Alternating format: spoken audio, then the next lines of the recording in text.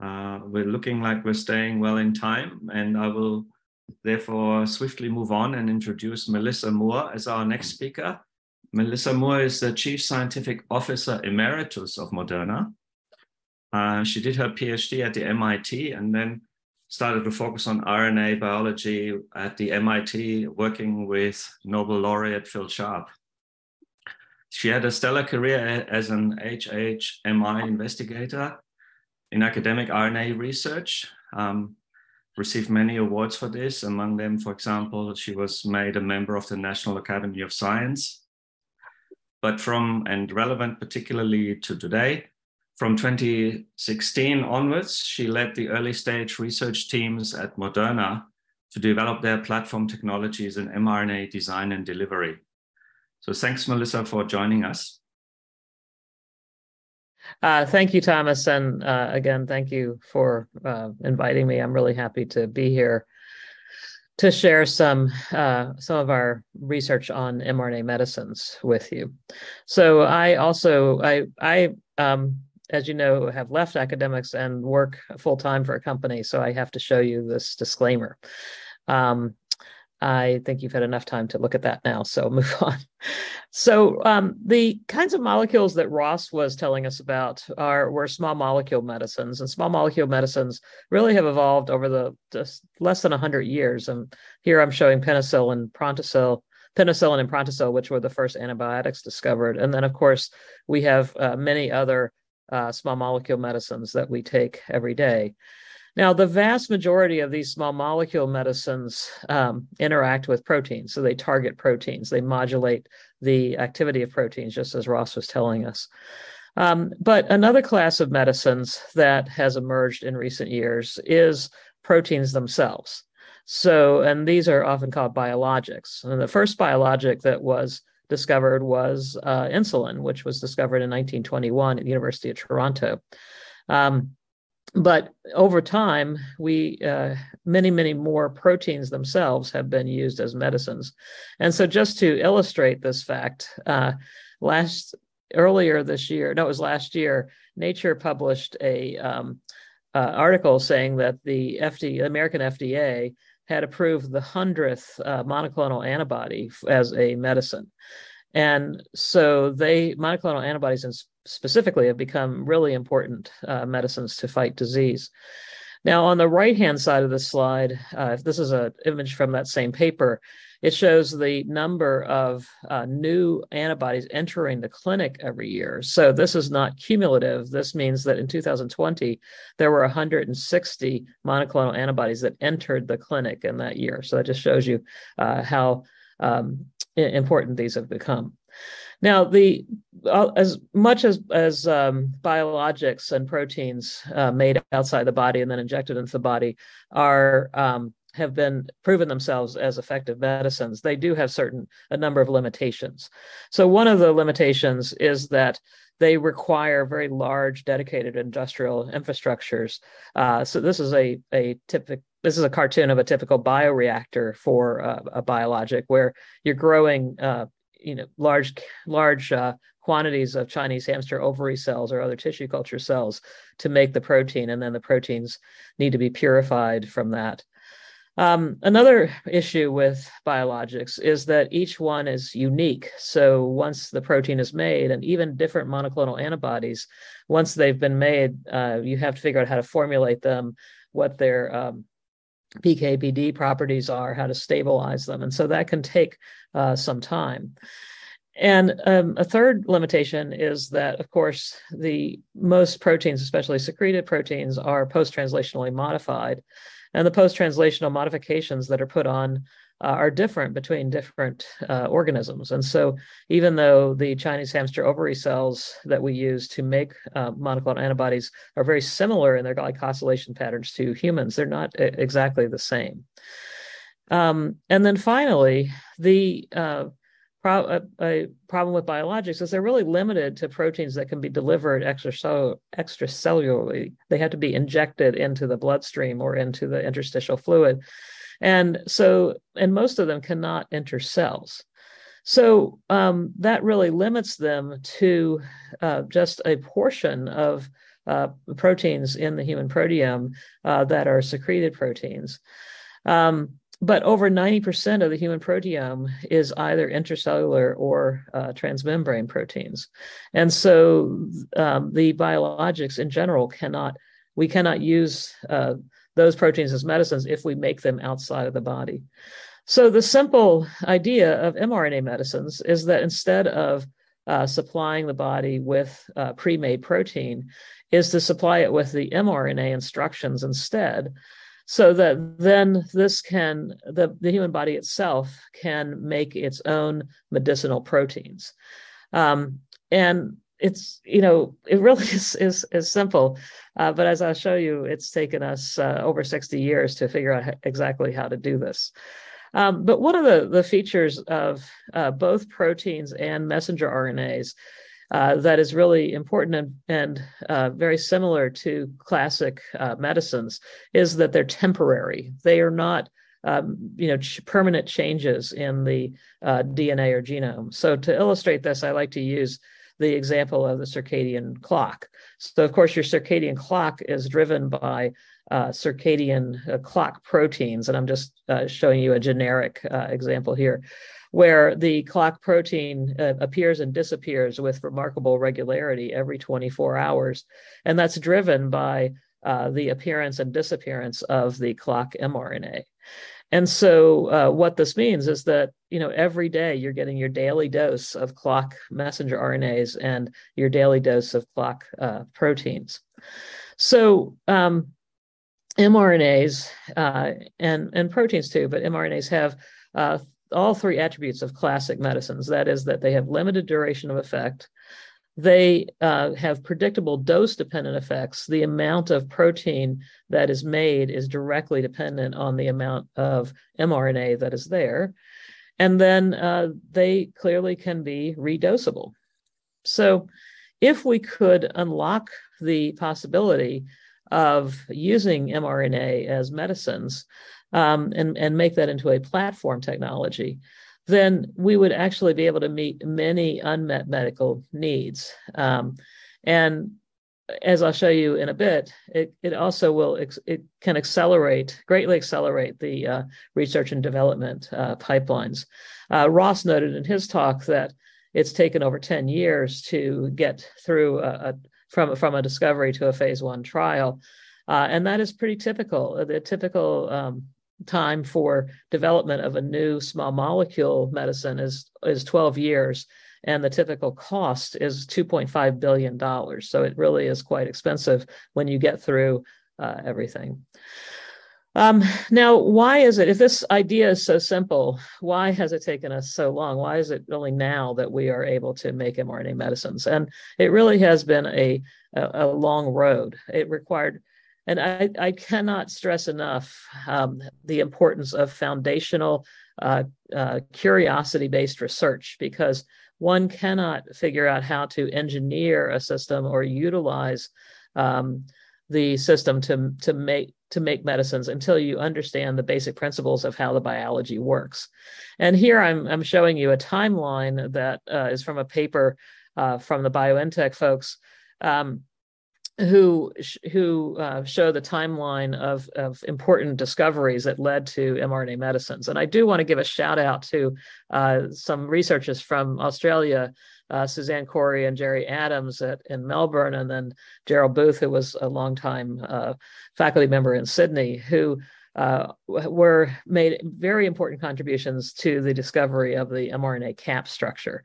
And so there have been many academicians all over the world who have worked since 1961. So mRNA was discovered in 1961 to really just understand the structure of messenger RNA, how it is synthesized in the body, how it is translated and utilized in the body. And so we would not be able to do what we do today without all of that foundational knowledge that accumulated over time.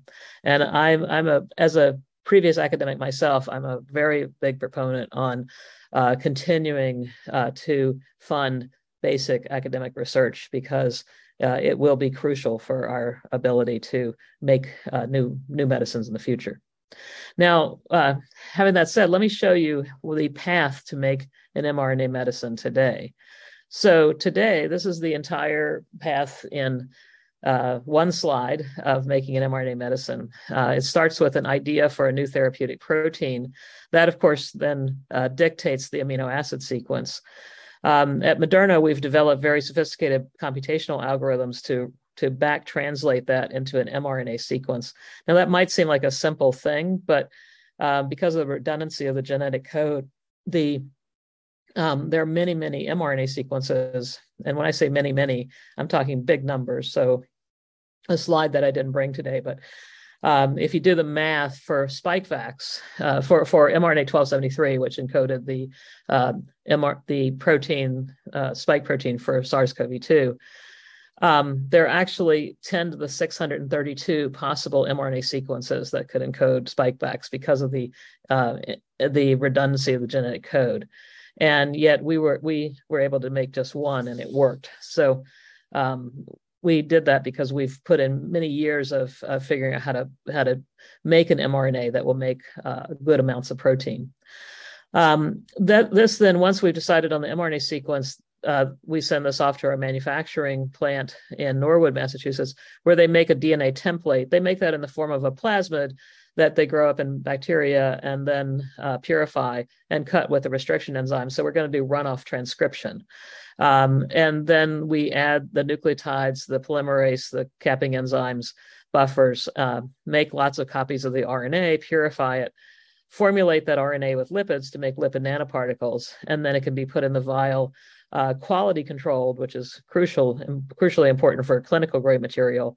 And then it's ready to go into the patient, where now the patient's own cells can make that same therapeutic protein that we thought about back here. Now, in comparison to biologics, where I showed you that same person, this is to scale, standing next to that huge bioreactor, this is the size of the clinical manufacturing equipment that we use to make mRNA medicines. And this particular one, which is no bigger than a large, like -80 freezer, we can make 1 million doses of vaccines on something this small. So the other advantage of mRNA medicines is that once you figure out how to make a particular thing like a vaccine and how to deliver it to, let's say, the resident monocytes in your muscle, and then if you want to make a new vaccine, it's easy because you just swap out the sequence of the mRNA. You're not changing the PK/PD properties of the medicine. So all of the medicines within a particular modality, for example, vaccines, can be use the same raw materials and the same manufacturing processes, which involve no mammalian cell culture at all. It's all enzyme based.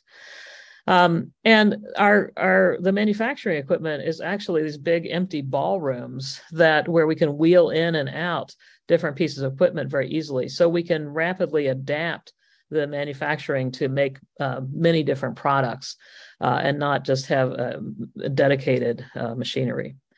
So when it came to making mRNA 1273, our vaccine for SARS-CoV-2, this is how fast we could move. It took us 2 days after the sequence was posted online in January 11th, 2020, to agree with our collaborators at NIH of exactly which version of the spike protein to make. And then it took us 1 hour to design that mRNA. Then we were able to make the mRNA, do all of the quality control testing and get it formulated and ready in 45 days. So it really has incredibly shortened the timeline.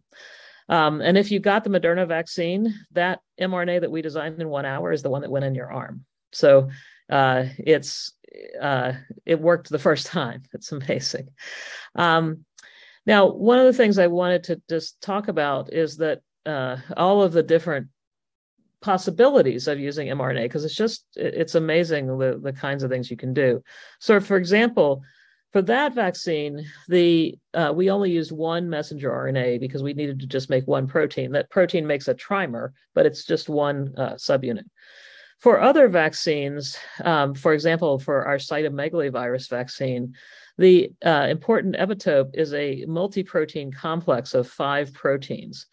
And so the way that we do that is simply to put in 5 different mRNAs plus a 6th mRNA, because we want to target cytomegalovirus. In order to have good immunogenicity for that, you have to target both the fibroblasts and epithelial cells. So this vaccine has 6 different mRNAs in it, and 5 of them make a multi-protein complex. And so your cells just assemble that complex the way they would if the virus had infected you. And it makes it much easier to make new vaccines. Another thing that we can do, and that we're working on hard, is you can multiplex our mRNA vaccines very easily. So here, one of the things that we're working on is an adult pan-respiratory vaccine, where it would be a yearly annual booster for COVID, flu, and respiratory syncytial virus, which are all very important, give a lot of morbidity and mortality, particularly in the elderly populations. So we're working on that. Another use of mRNA is that we can make personalized cancer vaccines. So here what we're doing is taking a sample of a patient's tumor and a sample of their blood, and doing deep sequencing of both to find all the mutations that are present in the tumor that are not present in the blood. And then we can use bioinformatics analysis to predict which of those mutations would be expressed in proteins in the tumor or in the cancer that are not expressed in normal tissue. And then we can, based on their specific HLA type, we can predict which of those peptides, those neoantigens, would be presented on the surface of the cancer cells. And so we make an mRNA that encodes up to 34 of those neoantigens and give that back to them as a vaccine. And we're doing this in collaboration with Merck. But our goal is to provide the vaccine back to them within 45 days. And so you'll notice that 45-day window, that's the same window that it took us to make mRNA 1273. So we can really make medicines for hundreds of millions of people, or we can make medicines for just one person from mRNA. Finally, I just wanted to point out that here's the metabolic chart of the human body, and about 1 in 1,000 newborns are born without the ability to make one of the enzymes that's on this chart. And so these metabolic rare diseases right now have almost no therapies. They're managed by managing their symptoms. But we don't have the ability yet to give them back the ability to make the missing protein. So one of the medicines that we're working on is directed toward propionic acidemia. And this is a rare disease that affects between 1 in 20,000 and 250,000 individuals that lack the enzyme that propionyl-CoA enzyme. And so the enzyme that metabolizes propionyl-CoA. And this enzyme is a multi-subunit enzyme. And so what we do is we have developed therapies where we can target the liver and deliver those messenger RNAs directly to the liver, where the liver makes the liver cells make the individual subunits. This is a protein that is actually in the mitochondria, so it can be imported directly into the mitochondria. And I just wanted to give you, in this last couple of slides, a little teaser. We've actually now been dosing patients. We've dosed 10 different patients with this for over a year. And we have very good safety. And none of the patients have gone off of the trial. So it seems to be working, and we've been redosing them every couple of weeks with this mRNA. And so just as a little bit of data, because I know I didn't show you any data in the talk, what this shows is each one of the lines on this this chart is a patient. So patients 1 through 9. And these patients tend to have metabolic decompensations. So they'll often end up in the emergency room because they just could not manage their disorder using their diet. So if they get a cold or something, they often end up in the emergency room. And so these red dots are in the year previous to them starting to take the mRNA medicines. This is how many metabolic decompensations they had. And so then this is the number that they had in the year following starting taking the medicine. And you can see that, there's one patient here that it's not working for everybody, but it really is being very helpful for these patients already. And this was our just initial cohort. So we're doing dose escalation.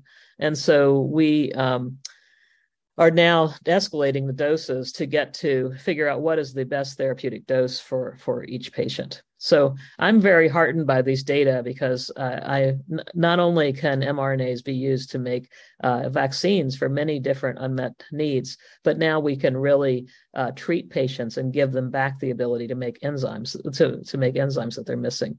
So I just want to close by saying that Moderna has been an amazing place to work.